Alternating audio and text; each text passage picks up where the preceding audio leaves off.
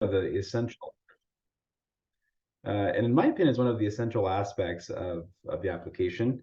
And I think it's one aspect of the application when you're applying to medical school or applying to residencies, even fellowships. Um, at any stage of the game, when you're applying to something, it's your opportunity to talk about yourself. It's your opportunity to put it all together. And it's also your opportunity to discuss any weaknesses. And I think it's better for the committees that are reviewing your application to hear from you. And sometimes, this is your only chance in the process of being selected for the next stage. So is it an interview? Is it a invitation, et cetera, et cetera? So I do think getting comfortable with writing a personal statement is really important. I don't have any disclosures. Picture about my family, my wife, she's an OBGYN, also in academia, my son Rafael. I come from a big family from El Salvador. This is just maybe a third of my family. My dad is one of 12, my mom is one of 5. This is predominantly my dad's family in South Florida. And I'm gonna, this is informal, so interrupt me if you want, and if you have any questions. But I'm just gonna kind of go through a couple of points that I think are important. And I usually have this I talk about these points when I'm advising people. I've never actually given a talk about this, so preparing for this talk was just a good way to put my ideas together on a PowerPoint. But this is the general gist that I give people.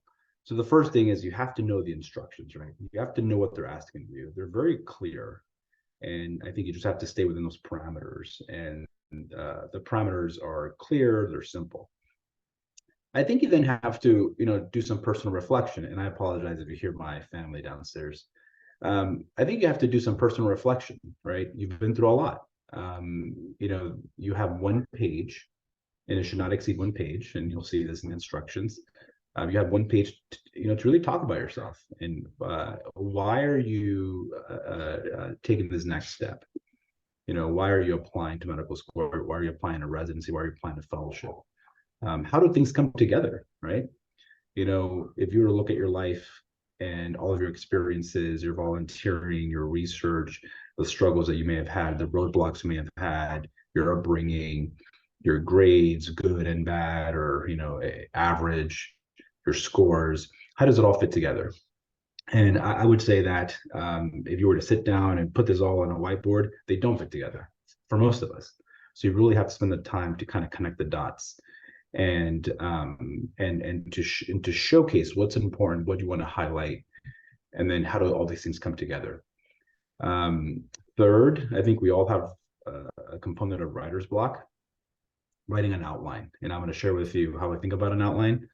I'm in academia, so for me, my research, you got to write about it, right?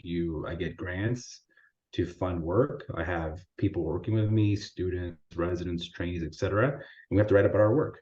We have a hypothesis, and then we do the work, and then we have to, write about it and whether we were correct or not and what we found.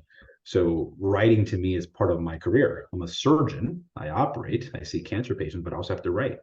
So I have created this, I've become very comfortable with writing an outline, and I'll show you how I think writing an outline can make writing easier. And then you got to tell your story, right? Got to put it all together. I think some of the best applicants are people who can tell a good story.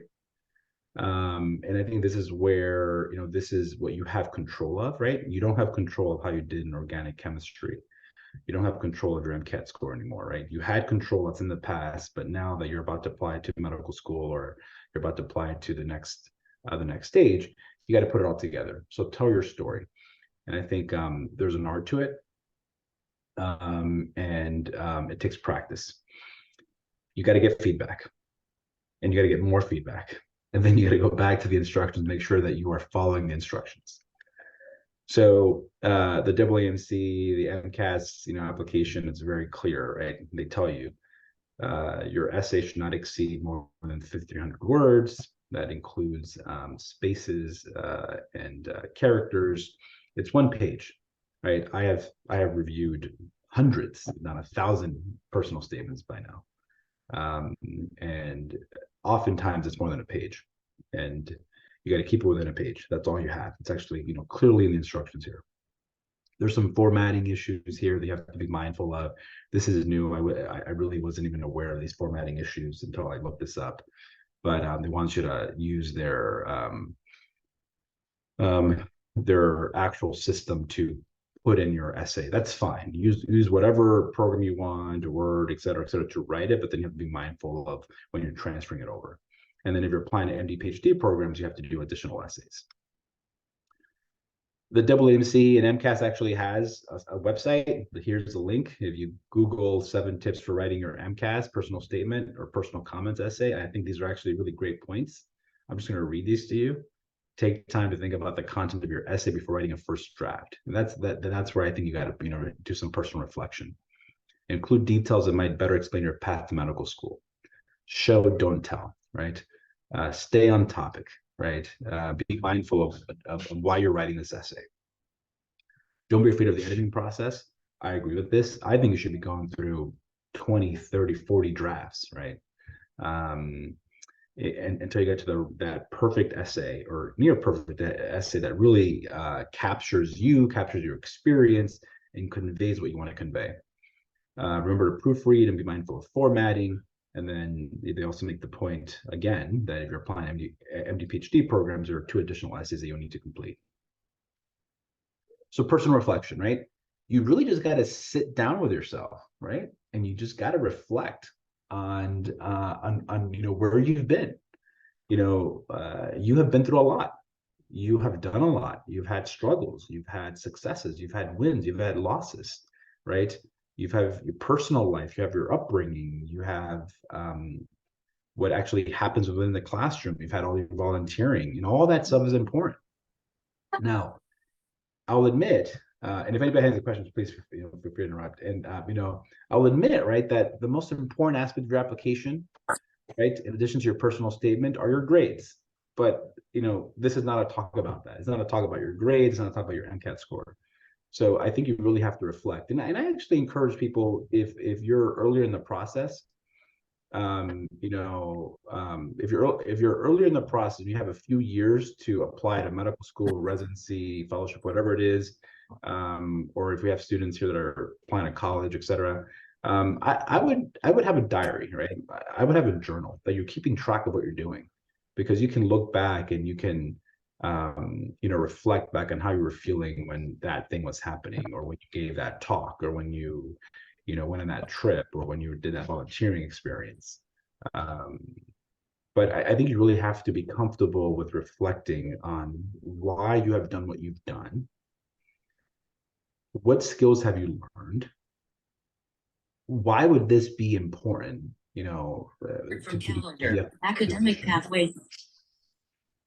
And was that a question or no? No, I think it was the computer. Sorry. Okay, no worries. So I think reflection is really important, and I would stress that you got to do this at almost every stage, right? I do a lot of reflection, right? I do a lot of personal reflection now, right? Is my research going where it should be going, right? Am I asking the right questions? Is my career going in the direction I want to go? My family life, how am I balancing my family life with my career, et cetera? Next, writing an outline. So I heard this once, and I really thought was really powerful. And I would say this is not only for personal statements, but if you're giving a speech, giving a talk, et cetera, right? I think this is a really easy, simple breakdown of what your personal statement should look like. First paragraph, tell me what you're going to tell me. Middle paragraphs, you tell me. Last paragraph, tell me what you just told me. It has to come together, right? People, it should be almost like a circle, right? People should start at the top and then go back to where you started. And that makes a very concise, clean personal statement. Perfection is the enemy of progress, right? So, I too suffered from this, and I sometimes still do. And I know a lot of people do that. You feel like you got to write perfectly, right? Whatever you put on paper has to be perfect. And no, it doesn't, right? And I think that's why I've really relied on outlines, because I'm gonna, hopefully stress to you and show you how outlines can give you some freedom. And first off, outlines are not perfect, right? And you should be focusing on putting words, ideas, themes, incomplete sentences in your outline, right? This is not, perfect prose.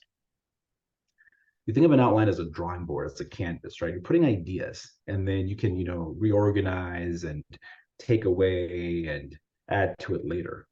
An outline should allow you to expand on certain ideas, consolidate, right? Remove certain ideas that initially you thought were great, but maybe, doesn't fit in this personal statement.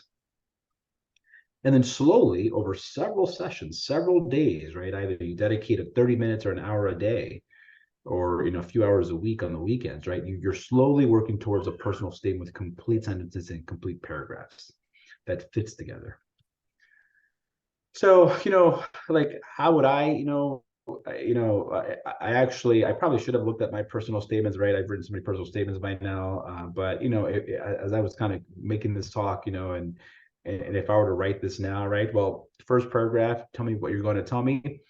I would say, that I've been interested in becoming a doctor, since a young age, right? I'm a son of immigrants that didn't have an opportunity to receive a formal education. There were farmers in El Salvador, left El Salvador because of the Civil War. In college, had done research. I'd been involved in multiple student groups. I'd had leadership. I did a lot of volunteering, and all of these things deepened my interest in becoming a doctor. And then, I would like to convey, right, that it would be an honor to have the opportunity to serve my community as a doctor, right? So this is my first paragraph, right? These could literally be sentences, right? And the first sentence, I think, does have to be a powerful, captivating sentence. And I wouldn't probably make this interested in becoming a doctor, since a young age as my first sentence, but this is what I'm working with right now, right? Second paragraph, right? I would then focus on the first bullet point, right? My interest in becoming a doctor since a young age. When and how did I become interested in medicine, right? And it could be that maybe, when I was first writing my draft, I felt that this was an important piece to talk about in a full paragraph, but maybe it's not, right? Maybe it just needs to be included in my first paragraph, and then I keep moving along, right? I do think a paragraph, should focus on my background, right? So I'm a son of immigrants that did not have an opportunity to receive a formal education, right? Talk about my parents and how they came from El Salvador in the 1980s. They fled a civil war.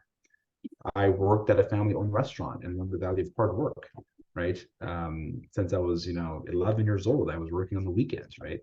And that's like child labor now, but it was just part of what my parents and my dad wanted to inculcate in me: hard work.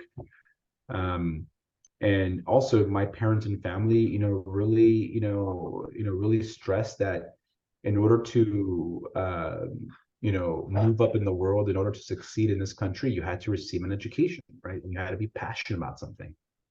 And this value that, they were trying to give me this opportunity that they themselves did not have. Fourth paragraph, I then would go into research, extracurricular activities, leadership, my volunteering, right? I did a lot of research in biophysics. It was a wet lab looking at HIV protease inhibitors and their affinity for their target, which is protease. I volunteered at the American Red Cross of Central Maryland. I actually got an award for Volunteer of the Year. I was president of student organizations. I was president of Beta Beta Beta, our biology society. I was president of multiple other organizations. And then I volunteered at a community clinic for, almost all 4 years of college as a Spanish interpreter. And that to me really, gave me a lot of joy because I'm a native speaker. It was my first language that I learned back home. And I was able to help people. And as it turned out, I went to Johns Hopkins for college in Baltimore. There was a growing population from El Salvador. So I really felt like I was giving back to, my community and people that reminded me of my parents and uncles and aunts and whatnot. And then fifth paragraph, which would be the last one, right? I'm going to tell you what I told you, right? Well, it would be an honor to have an opportunity to serve my community as a doctor, right? And I would stress, right, how I've been committed to becoming a doctor since a young age. And now I have a much more mature understanding of what that really means. And I have a strong family support. This immigrant background to me is a strength. and maybe address any concerns, right? That maybe I don't have the grit or the commitment because, I'm a first generation, right? And then I would try to kind of, stress that all these experiences that I've done, although they might seem, isolated and unrelated, all come together, right? Community involvement, HIV in the biophysics lab, HIV research, HIV community involvement with the Central American Red Cross in Maryland. And then actually this clinic was, a lot of people actually had STIs, right? So it kind of all come together. And then stressing once again, right, that it'd be an honor to have the opportunity to serve my community as a doctor. So, this outline is not perfect, right? But this is what I would probably do on my first sit down. I'd put all these ideas on paper, and I'd go back to it.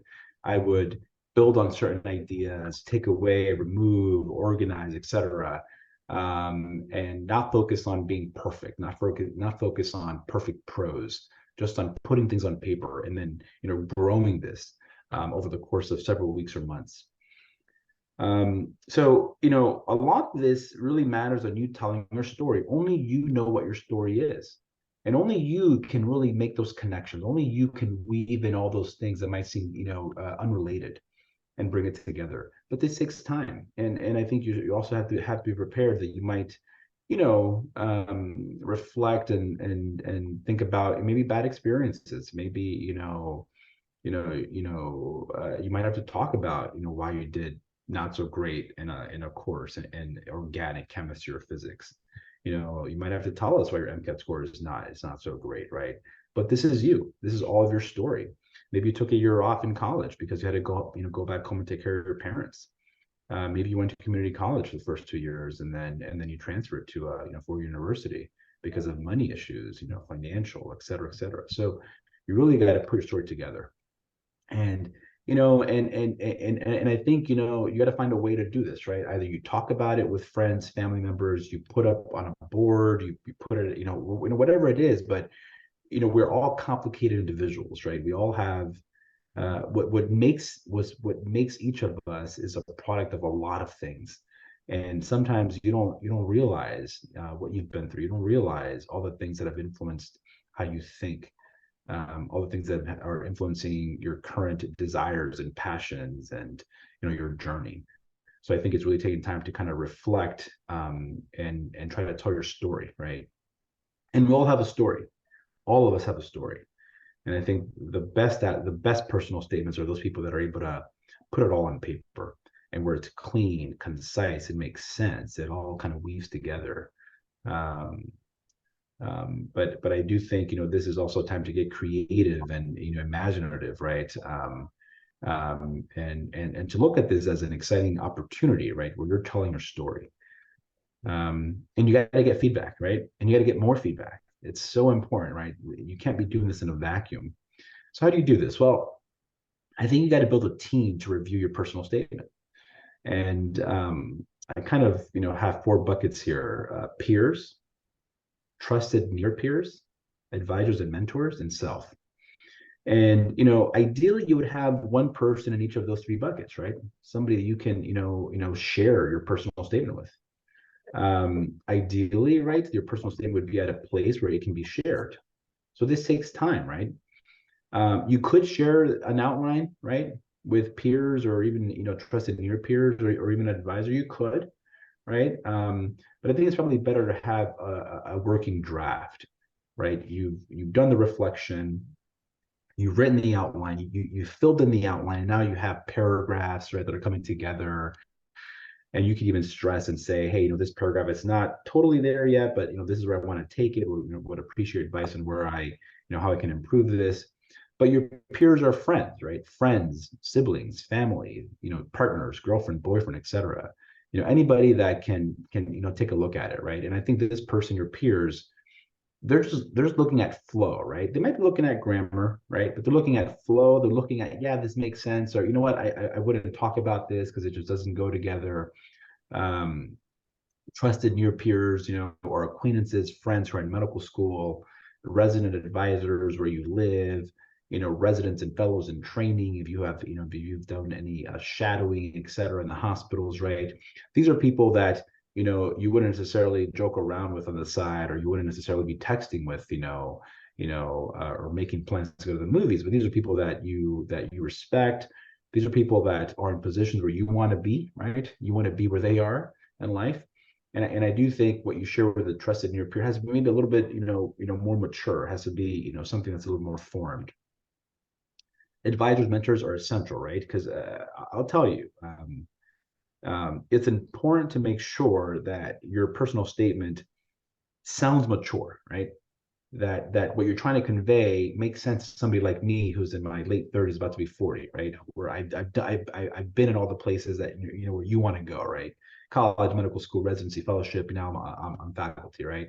And sometimes things might sound great, and you might say, yes, I'm trying to be very enthusiastic, but maybe it's too much, right? Maybe it sounds a little immature. Maybe it's too enthusiastic. And that's where I think an advisor mentor can really say, hey, I would word it this way, right? That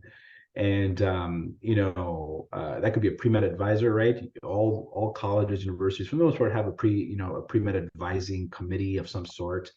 It could be a writing class instructor, professor, TA. It could be a respected supervisor if you're volunteering somewhere, if you do research, but this is somebody that's a little bit older, right? Somebody who is in their profession of interest, right?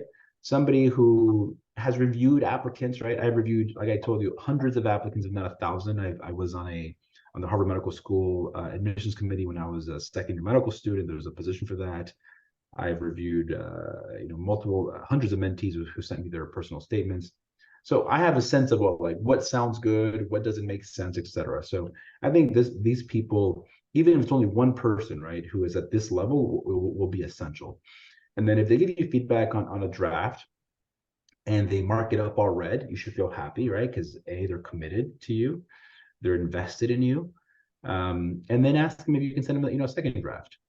And then once you've had your peers, trusted near peers, advisors, mentors review it, it comes back to you, right? And you got to make sure that what's on paper conveys what you want for this to convey, right? You have to also be mindful and consider whether you want to address weaknesses in your application. And you should always address the weaknesses in a positive light every single time, right? But you have to make that decision, right? Are you going to talk about your average MCAT score? Are you going to talk about that C or D you got in a pre-med requirement, right?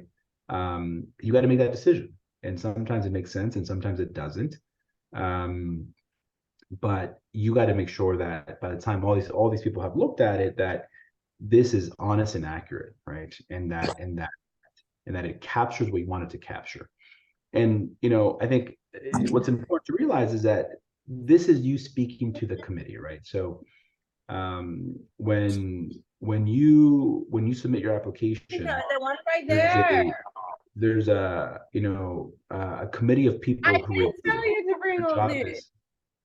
Their job is to right there. It's the tiny one. Sorry, I think somebody has their volume. They're not on mute. It's fine. When you submit your application for any process, right? Medical school, residency, fellowship, if you're submitting it to a scholarship, whatever it is, there's usually a committee of people that all they do is review, right? It's a first pass. They look at all of your application, they read your personal statements, they look at your letters of reference, they look at your grades, everything. And they're entrusted. They have the job of making the first pass, right? Of saying, okay, we're going to choose 20% of all the applicants for the next stage. If it's interviews, if it's whatever it is, right? And this is your only opportunity for you to speak. So imagine that when somebody's reading this, you are speaking to them, So I think you got to really, stress on making sure that this is conveying what you would like to convey if you were there in person. One thing that I'm also going to add here is that, and this is advice that one of my mentors gave me, is that whenever you're getting close to that, really good draft, and you want to send it to peers, trusted near peers or advisors, etc., read it out loud. It's surprising, right? how different it sounds when you read it out loud than when you're reading it to yourself on a screen. And I also like to print it out. I like to print it out and just mark it up. I like to print, I print my papers out, right? When I'm writing a paper, I'm not the first author these days. I don't do the first draft. It's usually one of my trainees, fellows who does the first draft, but I'm responsible to make sure that this paper is of good quality so we can submit it to a journal. I print it out and I go to a coffee shop, right? And I just kind of read it with a pen and I just mark it up and I make, suggestions. But I think it's important to just read it out loud so you can hear it, because I think it's much more effective for you to hear your own voice reading what's on the paper. And sometimes you realize like, yeah, that doesn't sound right. It doesn't sound clear. It doesn't make sense. I would reword it differently, etc. So I think you should be doing that at almost every stage, but definitely when you're about to submit it. And then go back, right? Go back to the instructions, right?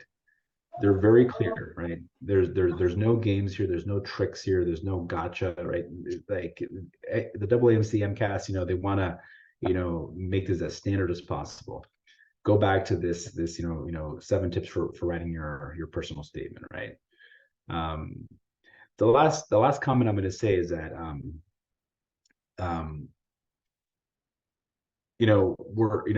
assuming this whole group wants to become doctors, right? Everybody here, or something in the healthcare profession, right? You're not being hired. You're not being recruited to medical school. You're not being recruited to whatever it is to be a writer, okay? You're not. You're not applying to be a poet. You're not applying to be an author. You're not applying to be this creative person. You're applying to be a doctor. And we know that. Everybody knows that. So all you want is for your personal statement to be good, to convey what you want it to convey, right? It doesn't have to be poetic.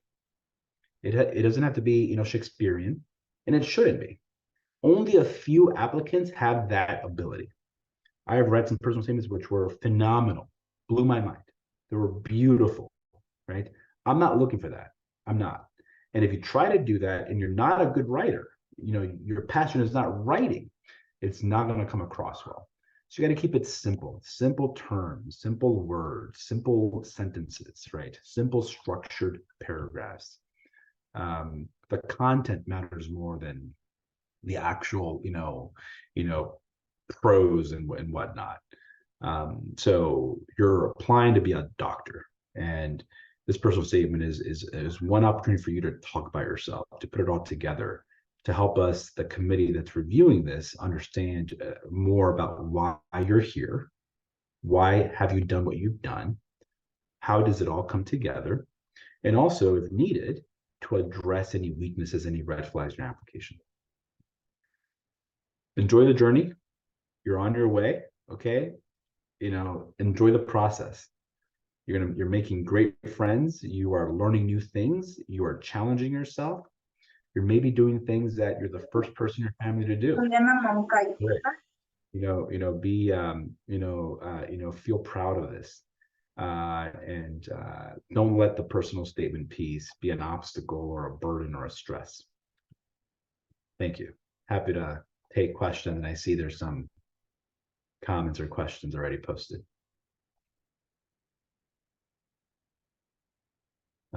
I'm happy to read these, or I don't know if the organizers have anything that they want to add, or they have a process they want to follow.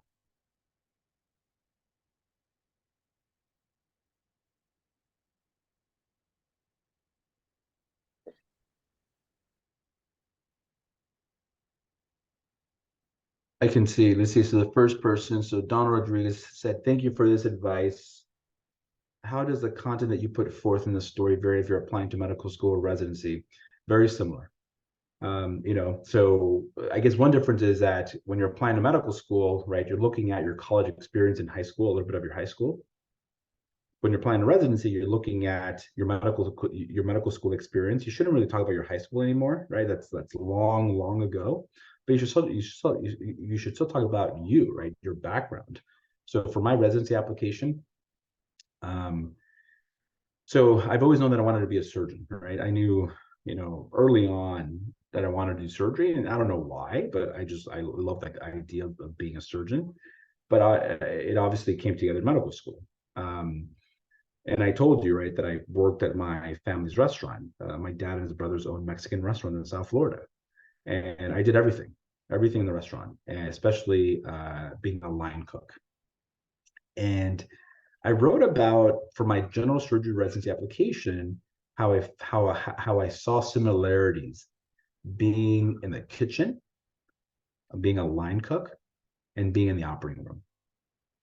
You know, where the whole team was focused on completing a task in the restaurant. You're focused on completing, you know, the dinner, right, where we could have 500 people, right, getting dinner, and you were focused on making sure the food was of high quality, it was prepared well, people got exactly what they wanted. And in the Mexican restaurant, you have people making burritos, enchiladas, people making the fajitas, people making the steaks and the seafood, right? And that's the line, you know. And then you have people that are, you know, bringing, you know, things that as they're running out, right?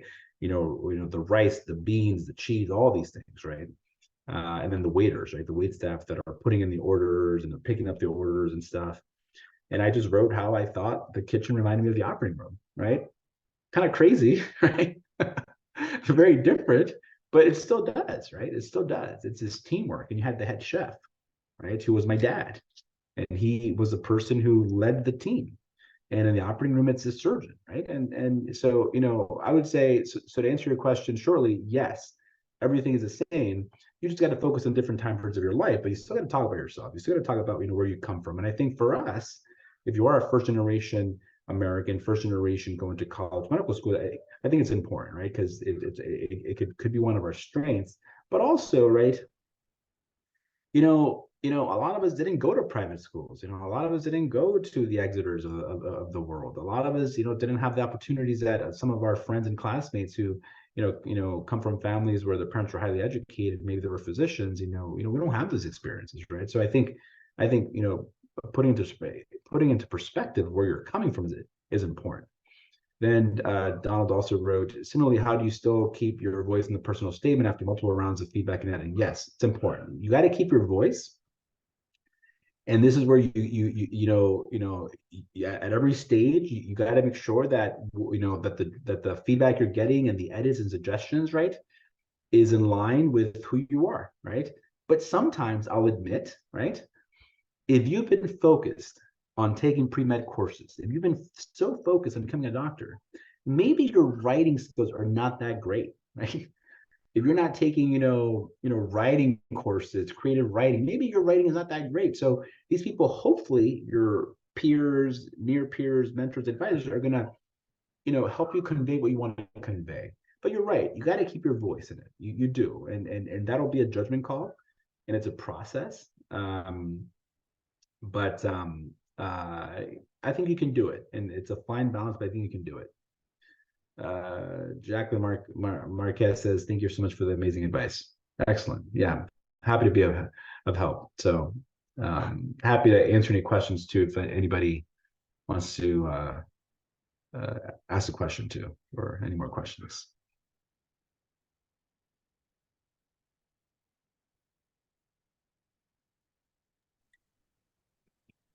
Dr. Melina, this is Donald. Thank you so much for reading those out. I am unfortunately actually leaving the hospital right now, so camera is off at the moment. No worries. But I wanted to also ask, because I'm gearing up for the residency application process next fall, for writing a personal statement and conveying why I want to pursue a given specialty. How much do you advise like aiming for, unique features or unique reasons for a specialty or for pursuing a career versus, not rocking the boat, saying things that the community might hear? Yeah, I would be careful, right? So I think it's important to put yourself in the shoes of the people who are reviewing your application. Okay, so for residency, the people that are reviewing your application is the program director and their staff, and then some faculty. And these faculty will train you.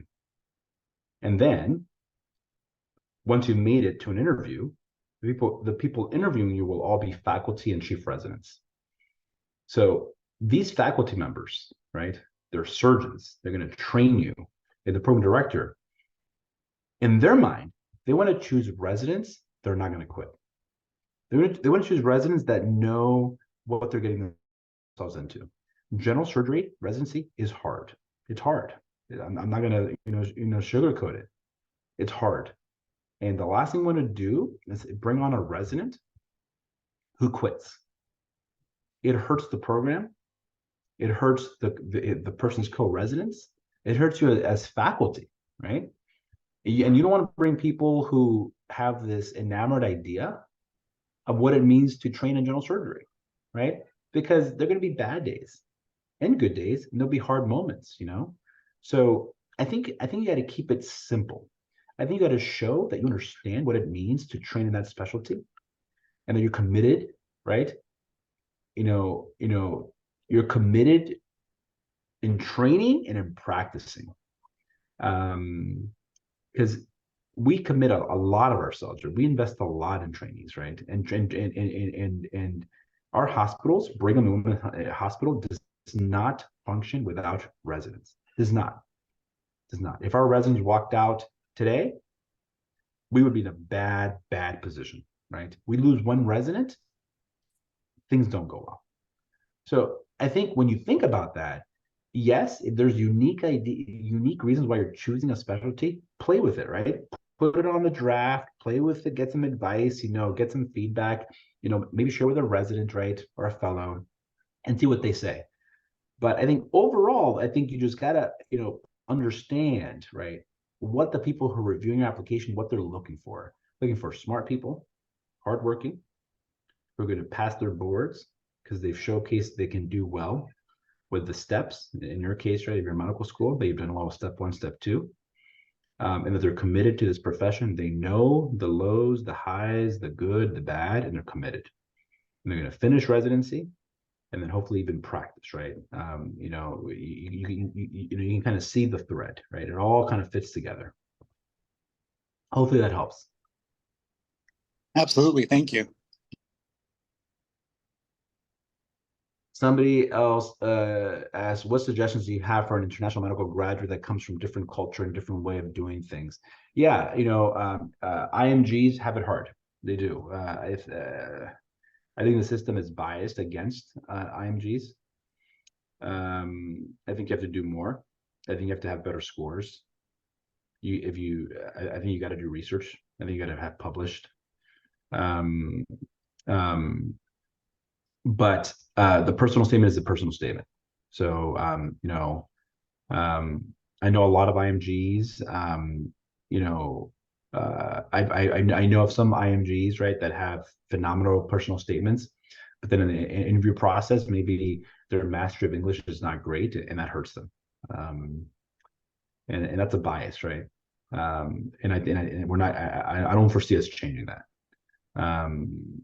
But if you're asking about, doing things differently when it comes to their training, that's fine. I think we all have that sense, right? That a lot of international medical graduates have actually, done their intern year, right? That's fine, and I would talk about that because that's a strength, right? You've been in the operating room, right? You've been an internal medicine intern already, like, the hours, how hard it is, right?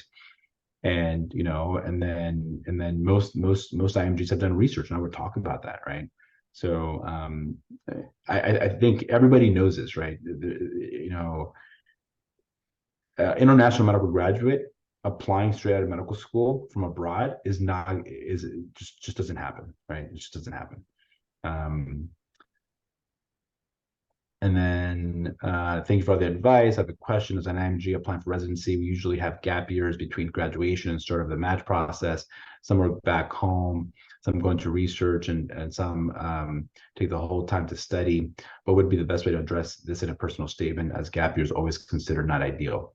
Yeah, you're right. So gap years, can be a challenge, but I would just be honest, right? And I would say, like, I took this time to master English. I took this time to, study for the steps. People get it, right? They just want to know that these gap years weren't in vain, right? That you weren't just like, not doing anything, right? Like that. So and people get it, right? People understand. But I would also talk about your strengths, right? Like how this time that you took off, you invested, is making you a better applicant, right? How this time that you invested, right, led to amazing step scores. How you did have to go back home and actually work, right? You worked, but hopefully in something medically related. I think it is much better to talk about it and to put it out there than to have people wondering, hey, this person had 2 gap years, right? And I'll admit, for international medical graduates, they always have gap years, right? They all have gap years. And it's just a matter of you, hopefully, having been productive during those gap years.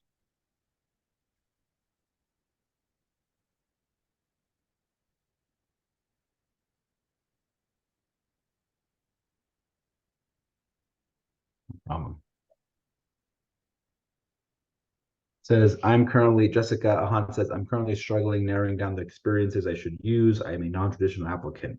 That's fine. I would probably put them in buckets, right? What are the experiences that are most related to medicine? The experiences most related to healthcare? And then what are the experiences most related to service of others, right? I would even say being a waiter is a service of others, right? Like, you build strong communication skills. You build a strong skills in how to interact with people that, may be hostile, right? Or if you've worked, I don't know, in the kitchen, or you've worked, whatever it is, right? So I would say healthcare experiences probably take priority, because that showcases that you know what you're getting yourself into, right? B, service-oriented experiences where you're working with people are really important. And then probably everything else, right? You went back to your home country and you worked on a non-healthcare related project. Okay, well, what skills did you pick up, did you learn that you think will be helpful in this next stage, right? As a doctor, as a general surgery resident. You can't talk about everything. You can't. And if those buckets don't help you, then talk about what you're most excited about, or what you're most proud of, right? Like, what are your proudest accomplishments, right? Or what you think has had the biggest impact, right? That could be a number of people, could be biggest impact on you as a person, right? Maybe you were struggling with, knowing if you really wanted to apply to internal medicine, or you were struggling with knowing whether you wanted to apply to medical school, or whatever it is whatever stage you're in. But you had this one experience that really changed your mind, right? It's like, wow, this was a powerful experience, right? And then you could use it to showcase how you're so committed. Now right? You have a better sense, a good idea what it means.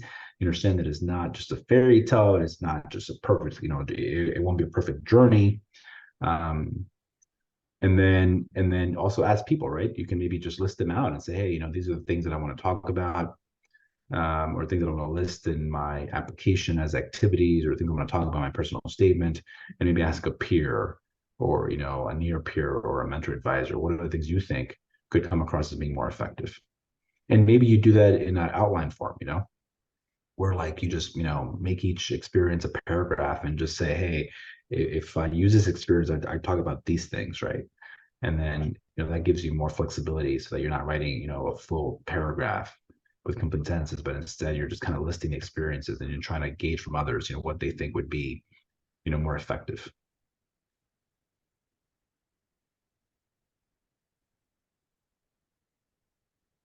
No problem. So let me ask you, where the majority of people here in the session? I can stop sharing.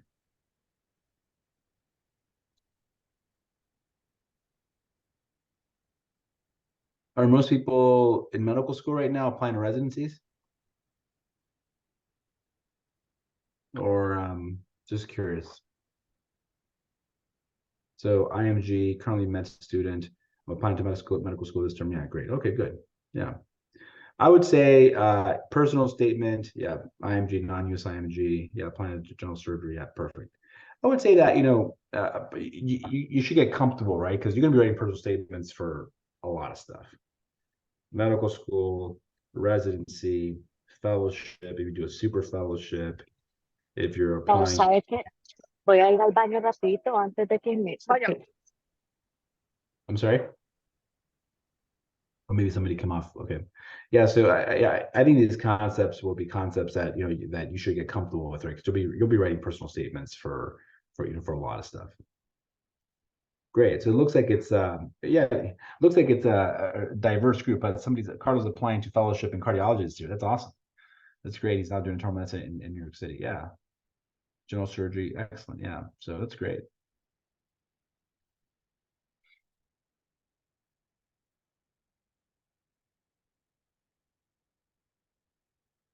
Any other questions or anything else I can be of help with, or anybody has? So here says, what about you have different experiences focused on different fields, palliative care, LGBTQ health, how you explain the interest in a specific field. I've always been interested in different focus of medicine. Yeah, I think that, let's say you've been interested in many things and you've been interested in really diverse, unrelated things, then you could use that as an opportunity to say, hey, listen, I wasn't sure, right, that I wanted to become a general surgeon or that I wanted to do surgery, and I've done all these other things, but all those things made me realize that general surgery was the best fit for me, right? Or I've learned so much from these other fields, right? And it's going to help me be a better doctor, better surgeon, better internal medicine physician, better OBGYN, because I have experiences in this and end of life. I have experiences in this and that. And I think that's where the reflection comes into play, right? Like you got to bring it all together. And I think the center, right? If it's like a spoken wheel model, the center of everything should be, why you're interested in doing that next thing, right? Why you're interested in becoming a doctor, or why you're interested in becoming, and applying general surgery, and then kind of fitting everything else and on how everything else you've done has helped you get to that point in time of making that really important decision, which is a big decision, right? You're now committing to X, but also how those experiences have made you a better applicant, will make you a better surgeon, a better doctor, et cetera. And I think that might take time, right? Like you might need time to, kind of reflect on that and be able to, connect those dots. Anna said, thank you for your time today. My name is Anna, USIMG. I don't have rotations at the USA, but have a lot of clinical experience as a physician extender in some clinics and outpatients at the States. Do you believe not having rotations could affect me? How could I explain that in my personal statement? It could, yeah, it could. Because when you do a rotation, especially if you're doing a sub-I, right, you're being treated like a sub-intern, right? That's the sub-internship. You're being treated like an intern, and it's an interview. When you do a rotation, it's a month-long interview. They're gauging, how you work with others. They're gauging your depth of knowledge. If you're, if it's a surgical one, they're gauging how good you are with your hands, your mastery of the, subject matter, et cetera, et cetera. So I would explain why, right? Is it financial? I would explain why, and then say, right, but I've been an extender, right? I have been a physician extender in all these situations, and these experiences as a physician extender have given me X, Y, and Z that make up for the fact that I haven't done a rotation. Is that going to work? I don't know, right? I mean, and then I would also ask your letter writers to, touch upon this, right? One or two letter writers. Hopefully, if you're getting somebody to write you a letter from one of your experiences being in a physician extender, write about that, right? Can you say, hey, when you're asking for a letter, you're sending your personal statement, you're sending your CV, your application, et cetera. But then you'll say, one of my weaknesses is that I don't have a rotation in the US. And, I would really appreciate if you could just touch upon, you working with me as a physician extender and how you think, that how you think I performed, right? And hopefully that could, make up for the fact that I haven't done a rotation. At the same time, right? If you haven't done a rotation, I'm sorry, that's my son coming up. If you haven't done a rotation, then try to do one, right? Try to do one and try to see where you can do a rotation, right? And sometimes you can do observerships, which are very similar to it. Try to see if you can do one. This is my son Rafael. He's getting anxious.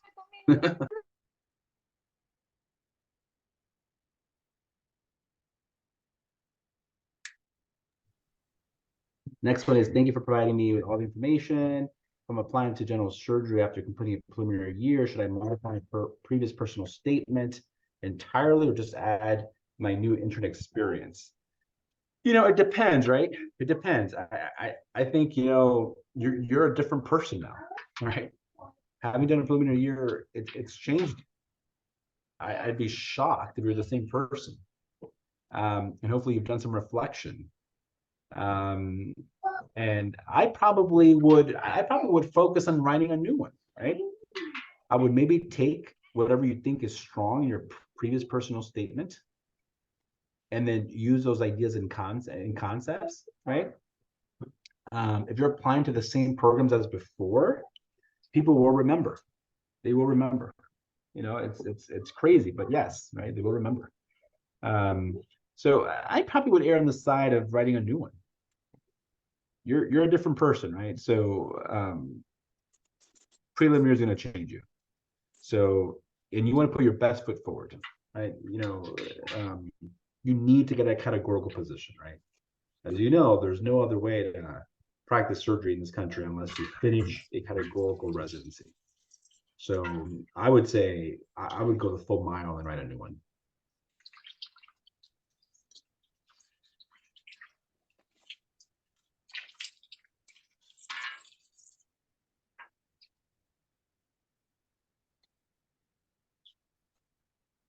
Excellent. Well, happy to be here with you all.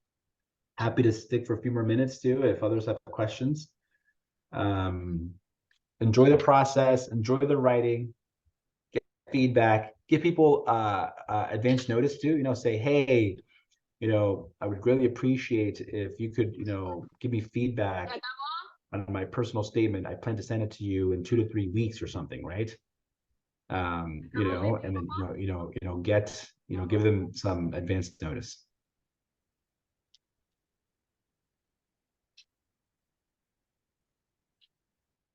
Thank you. All right. Best of luck, everybody.